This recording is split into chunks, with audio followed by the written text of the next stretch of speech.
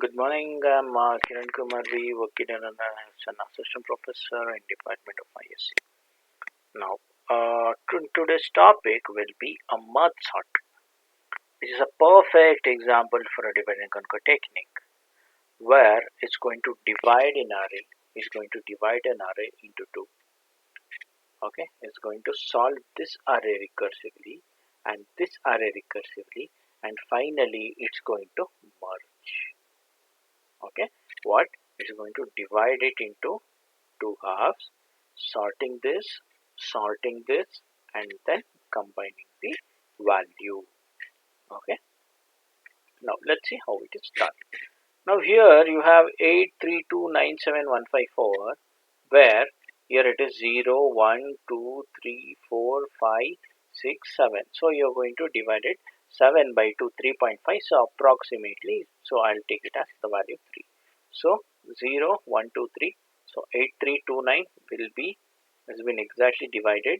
8329 will be on the left hand side and 7154 will be on the right hand side. Now again 0 1 2 3 4 5 6 7. 0 1 2 3, so 3 plus 0 by 2, that is 1.5. Okay, so here approximately 1, so I'm going to divide this, so the value will be 8 and 3 and 2 and 9. Similarly here it is 4 5 6 7, 11 by 2, 11 by 2 it is 5.5, so it is 5. Okay, so 7 1 and 5 4. Next it is 0 and 1, so 1 plus 0 by 2.5, so 0. So I have divided this 2 and 9, 7 and 1, 5 and 4. Similarly, next what I'm going to do, I'm going to compare this. So on comparing this, I will get minimum as 3, maximum as 8. Good. Next 2 and 9, I'm going to compare minimum as 2, maximum as 9. Next minimum as 1, maximum as 7. Next minimum as 4, maximum as 5. Next what I'm going to do, I'm going to combine this. See what you have done. You have divided, okay, and then you have found out the solution.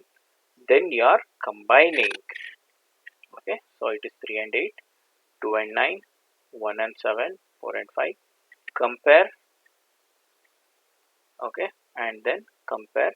You are going to get the sorted order. Actually, this is the perfect example for divide, conquer, and combine. Okay, on the other way, this is the original sequence: 18 26 32 6 43 59. Again you're going to divide it, which will be on the left hand side, and on the right hand side again divide, again combine. Okay, again 6 and 32. Okay, again divide, again combine. Okay, again you're going to divide it, and then again you're going to compare. Okay, 18 and 26, which is minimum, which is maximum, which is minimum, which is maximum, minimum, maximum, minimum, maximum, and then you're going to compare this, and finally we are going to arrive at the sorted sequence. Okay, next this is the algorithm for the merge sort. This is the algorithm for the merge sort, where it's an algorithm merge sort. You're going to provide an array, you're going to sort an array.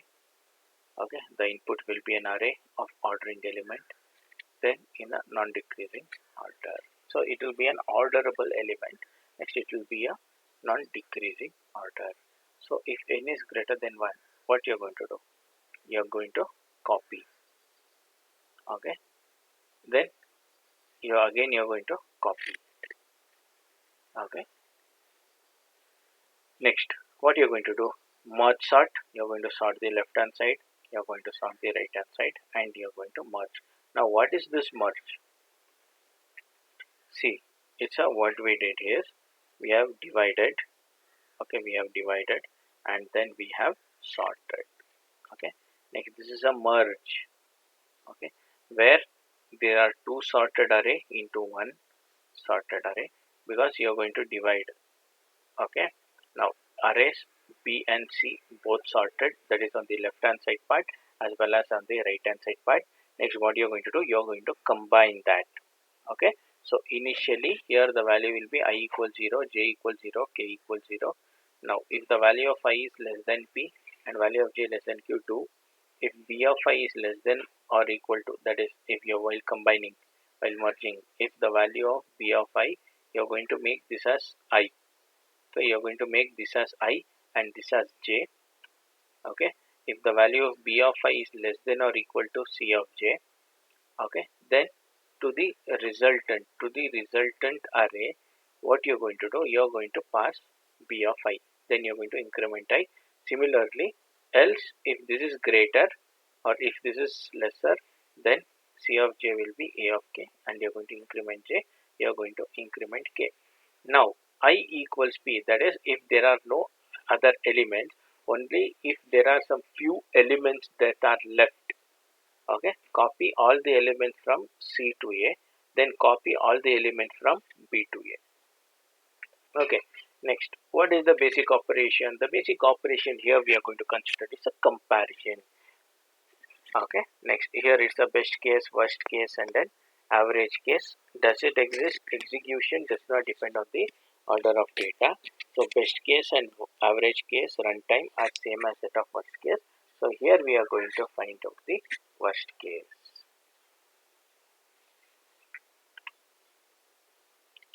Okay, now assuming the recurrence relation, getting the recurrence relation, we are going to get c of n by 2, c of n by 2, and then you are going to merge.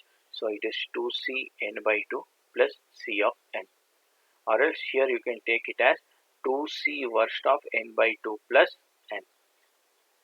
Okay,